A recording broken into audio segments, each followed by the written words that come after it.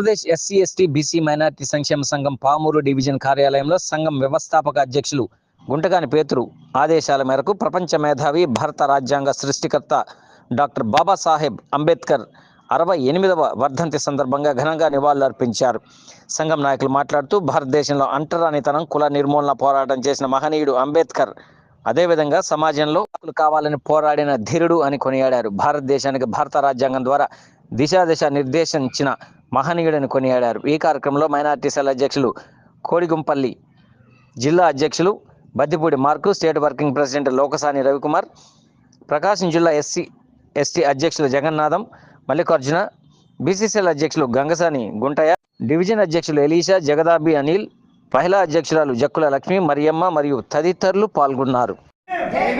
ఈరోజు Pamuru SC ST BC minority కార్యాలయంలో వ్యవస్థాపక అధ్యక్షులు గుంటగాని పేతురు గారి ఆధ్వర్యంలో మహనీయుడు డాక్టర్ బాబాసాహెబ్ అంబేద్కర్ గారి 66వ వర్ధంతి సందర్భంగా ఆయన నివాళులు అర్పించడం జరిగింది.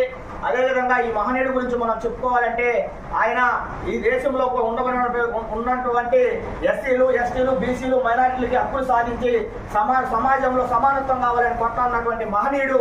ఇటువంటి మహనీయుడు ఈ రోజు కోల్పోవడం దేశం మొత్తం బాధ కలిగించిన దినం ఇది.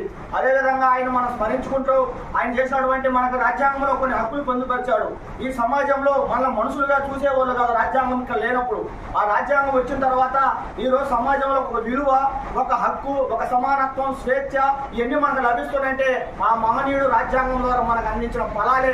కావున అటువంటి మహనీయుడిని ప్రతి ఒక్కరూ యువత కూడా ఆదర్శంగా తీసుకొని ఆయన జయంతులు, వర్ధంతుల్లో పాల్గొనడం కాకుండా ఆయన ఆశయాలను ముందుకు తీసుకుపోతూ మనం కూడా ఎస్సీలకి, ఎస్టీలకి, బీసీలకి, మైనార్టీలకి సమాజంలో ఏమైనా వాళ్ళని ఎవరైనా ఇబ్బంది పెట్టినా, వాళ్ళ దౌర్జన్యం చేసినా మనందరం కలిసి కట్టుకుంటే అంబేద్కర్ ఆశయాలతో ముందుకు పోవాలని, కొనసాగించాలని కోరుకుంటూ జై భీమ్.